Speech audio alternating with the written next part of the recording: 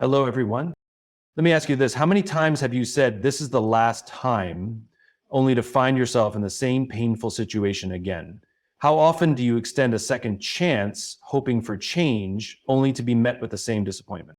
The truth is, trust is fragile. It's not something you can endlessly glue back together. When someone breaks it, they don't just break your trust, they break the foundation of the relationship. And yet we live in a culture that encourages endless forgiveness, sometimes at the expense of our own dignity. Here's what I've learned. People don't change because you give them another chance. They change because they decide to take accountability for their actions. If you're constantly giving someone a second, third, or even 10th chance, you're enabling their behavior. You're teaching them that there are no real consequences for their actions. Trust is one of the most delicate and valuable elements in any relationship. It takes time, consistency, and effort to build, yet it can be shattered in an instant. When trust is broken, the damage often goes far beyond the immediate act of betrayal. It creates a ripple effect that seeps into every corner of a relationship, leaving behind scars that are difficult to heal. Trust, once fractured, is almost impossible to restore to its original form because the foundation upon which it stood has been compromised. Think of trust as a glass vase, beautiful, intricate, and strong in its design, but not invincible. When it falls and shatters, no matter how meticulously you try to piece it back together, the cracks remain visible. The vase might hold together for a time, but it's never the same. You approach it differently, with caution, always aware of its fragility. Similarly, when trust is broken, even if forgiveness is offered, the relationship becomes tainted by doubt. The sense of security and predictability that trust provides is replaced by uncertainty, leaving both parties on edge. Rebuilding trust is an uphill battle. It requires immense effort, patience, and a genuine willingness to change from the one who broke it. But even with all of that, there's no guarantee that things will ever return to the way they were.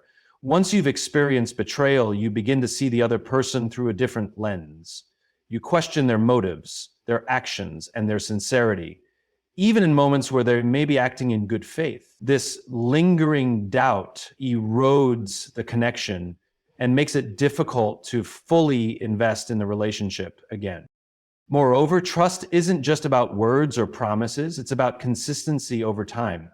It's built through countless small moments where someone shows you they are reliable, honest, and considerate. When trust is broken, it erases all those moments in an instant. Suddenly, everything that came before feels like a lie, and the one act of betrayal overshadows any positive history. It's as if the person you thought you knew no longer exists, and you're left grappling with the question of whether you can ever truly know them again. What makes trust so fragile is that it's deeply tied to vulnerability. To trust someone is to let your guard down, to believe that they have your best interests at heart. When that trust is broken, it's not just the relationship that suffers, it's your ability to feel safe, secure, and valued. The emotional impact can be profound, leaving you hesitant to trust not only the person who betrayed you, but others as well. End quote. It creates walls where there once was openness and fear where there once was confidence. Restoring trust, therefore, is not just about repairing the relationship, it's about rebuilding the sense of safety and respect that was lost. And while forgiveness is possible, it doesn't erase the memory of betrayal. Trust may be rebuilt in some capacity, but it is never restored to its original unblemished form. The cracks, though they may fade, remain as reminders of what was broken. This is why trust must be cherished, protected, and never taken for granted. Actions speak louder than words, and nowhere is this more evident than in the patterns people display in their behavior. While promises may sound convincing and heartfelt in the moment, they often lack the substance and consistency needed to truly reflect someone's character. Words are easy to craft, but repeated actions are much harder to fake. They reveal the true intentions and priorities of a person far more than any promise ever could. When someone makes a promise, it often comes with the best intentions. They might genuinely believe what they're saying and may even want to follow through. However, good intentions without consistent effort are meaningless. A promise without action is an empty gesture, a momentary comfort with no lasting foundation. Patterns, on the other hand, tell the real story. They are the habits, decisions, and behaviors that people engage in over time. These patterns, whether good or bad, show what a person values, what they prioritize, and who they really are when no one is watching. For example, someone might promise to be more present in a relationship, to listen better, or to communicate more openly. But if their actions don't align with these promises, if they continue to disregard your feelings, fail to show up, or avoid difficult conversations, their patterns have already spoken louder than their words.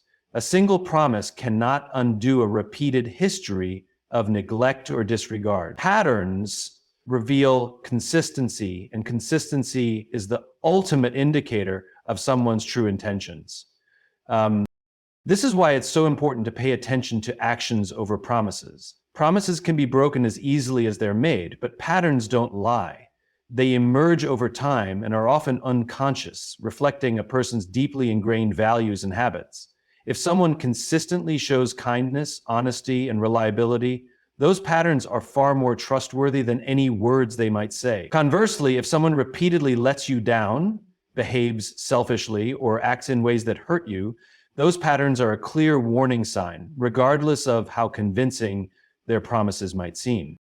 Another important aspect of patterns is that they build trust or erode it.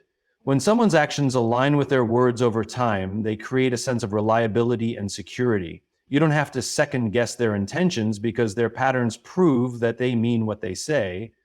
On the other hand, when someone's actions repeatedly contradict their promises, it creates doubt and confusion.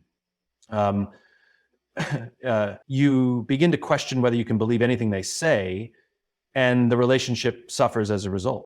Patterns are a reflection of accountability. People who genuinely care about their promises will ensure their actions back them up. They won't rely on words alone to maintain a relationship or to convince you of their intentions. Instead, they will let their behavior speak for itself, consistently showing up in ways that reinforce trust and respect. In contrast, people who consistently break promises without changing their behavior reveal a lack of commitment to growth or accountability. It's easy to get caught up in the hope that a promise brings, especially when it's something you want to believe, but hope without evidence is a dangerous thing. By focusing on patterns rather than promises, you free yourself from the emotional roller coaster of disappointment. Instead of waiting for words to be fulfilled, you can trust what you see and make decisions based on reality, not wishful thinking. In the end, actions will always speak the truth. Your energy is one of the most valuable resources you have. It fuels your ability to think clearly, make decisions, pursue your goals, and build meaningful relationships. Yet, so often, people pour their energy into situations or individuals who repeatedly prove they are not worthy of it. Continuously giving second chances, especially to those who don't appreciate or respect them, can drain your emotional and mental resources, leaving you feeling depleted and unfulfilled. When someone lets you down or hurts you, offering a second chance might seem like the compassionate or fair thing to do. You may convince yourself that this time will be different, that they've learned from their mistakes, or that your forgiveness will inspire change. But the reality is that not everyone values a second chance the way you do. Some people see it as an opportunity to continue their behavior without consequences. In these cases, extending more chances doesn't foster growth or change. It enables the cycle to repeat, often at your expense. The emotional toll of this cycle is immense. Every time you forgive and give someone another chance, you invest a part of yourself, your trust, your hope, your emotional energy into the belief that things will improve. When they let you down again, it's not just the disappointment that hurts. It's the realization that your energy, time, and faith were wasted. Over time, this pattern can leave you feeling resentful, exhausted, and emotionally drained. Mentally, the cost is just as high.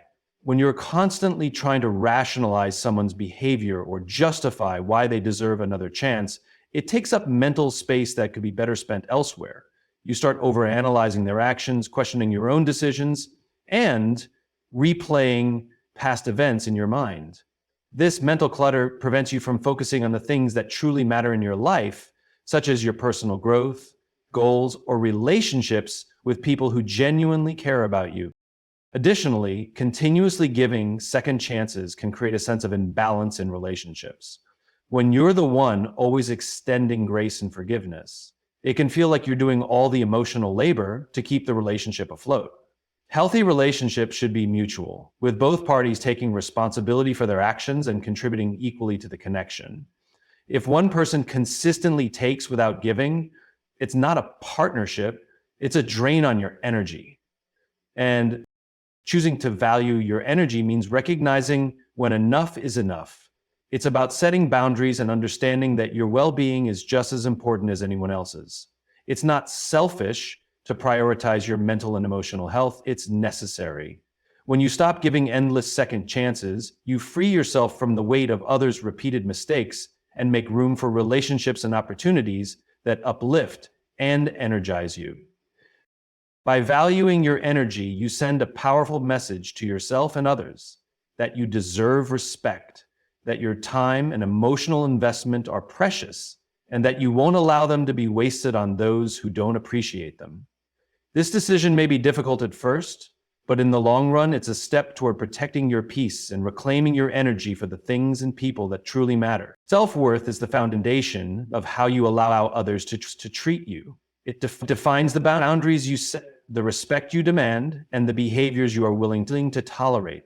When you allow repeated harm from someone, it often reflects a lack of boundaries and ultimately a struggle to recognize your own value. This can lead to a cycle where your self-respect is eroded and you feel trapped in relationships or situations that do not honor your worth.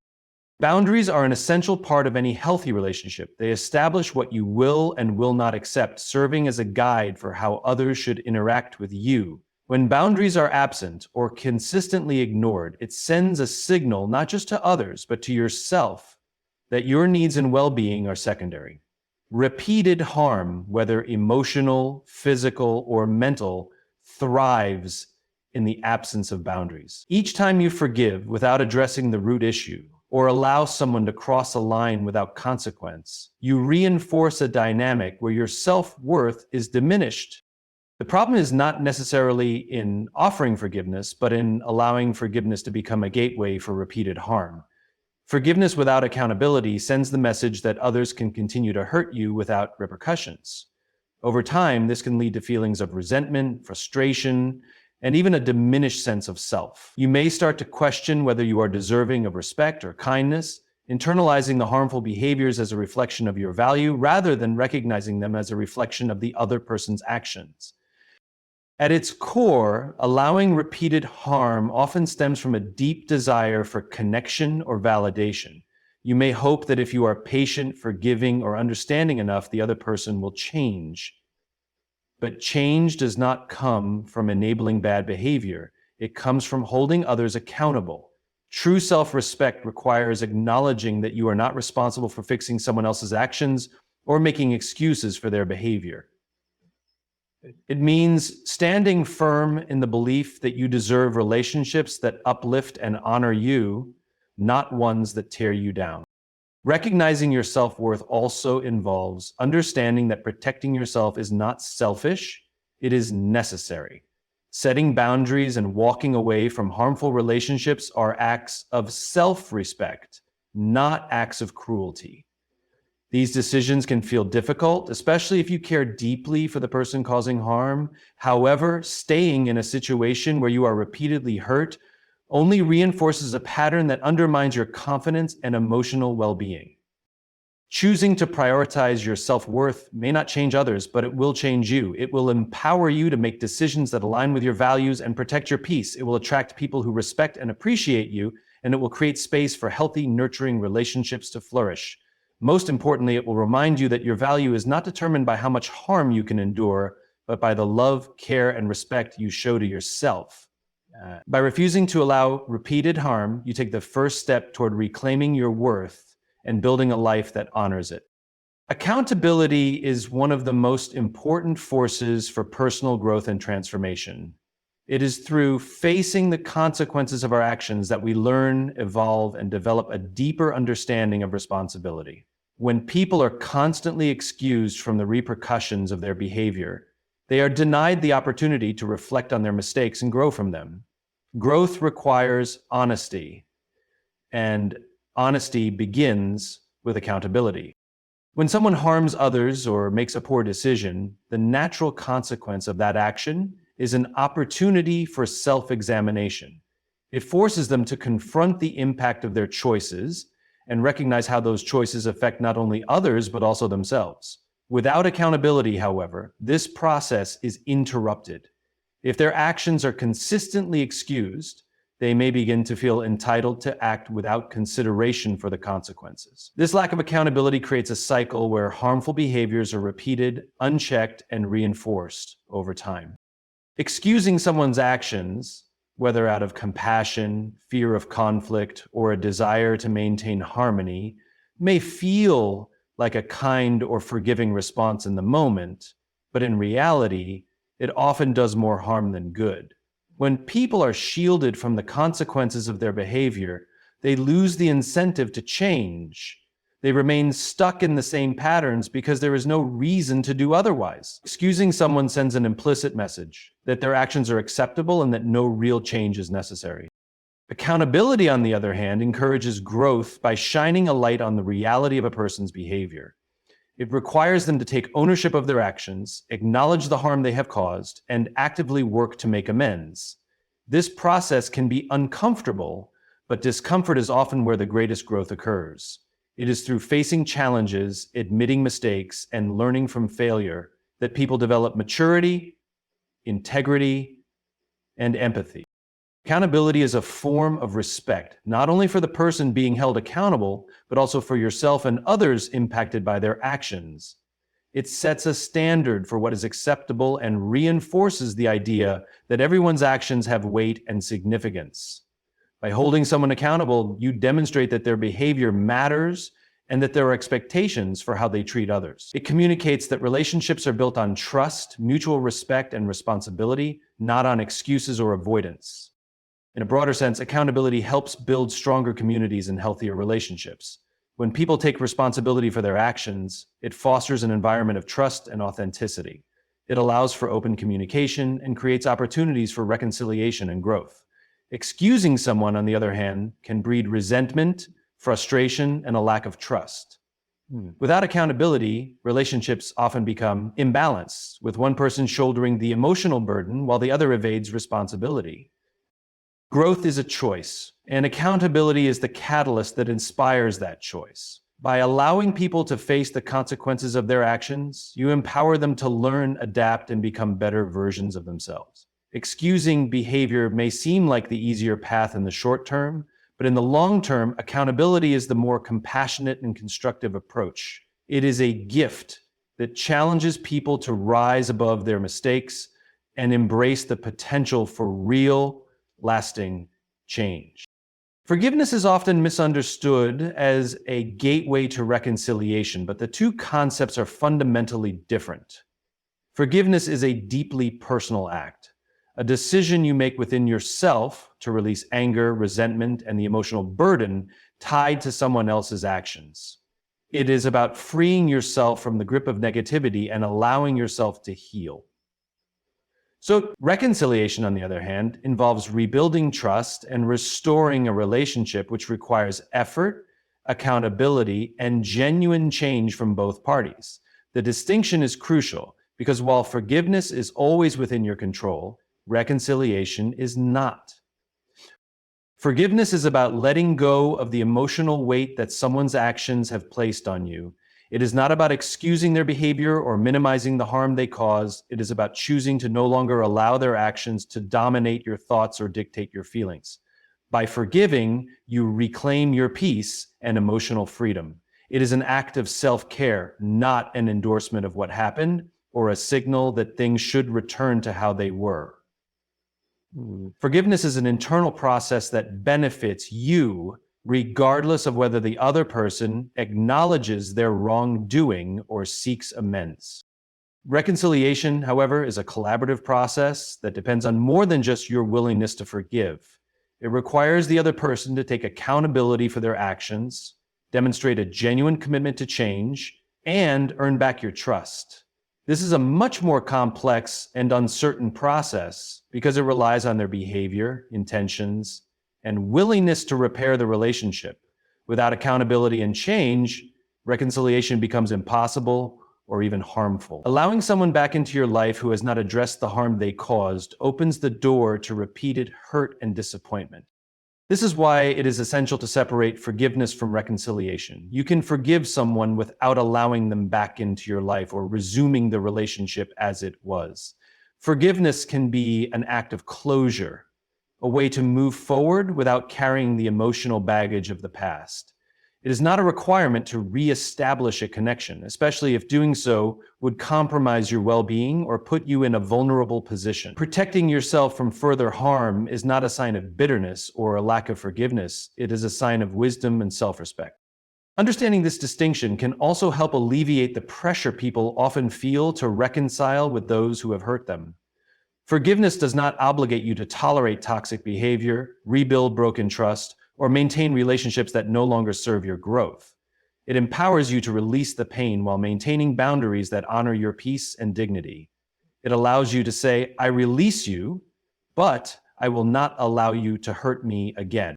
Forgiveness is a powerful act of liberation, but it does not have to be accompanied by reconciliation. By forgiving, you heal yourself. By choosing not to reconcile, you protect yourself. This balance is key to maintaining emotional health and moving forward with clarity, strength, and peace. In life, the choices we make about who we allow into our hearts and minds shape the quality of our experiences.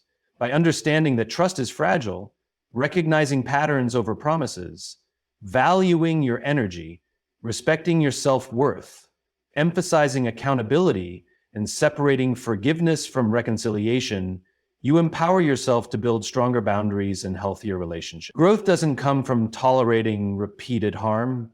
It comes from protecting your peace and demanding respect. Forgiveness is a gift you give yourself, but it doesn't mean compromising your well-being by giving endless chances to those who refuse to change.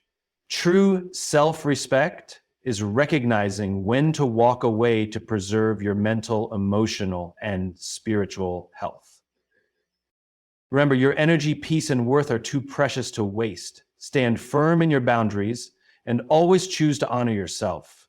Thank you for listening, and I hope these insights inspire your journey forward.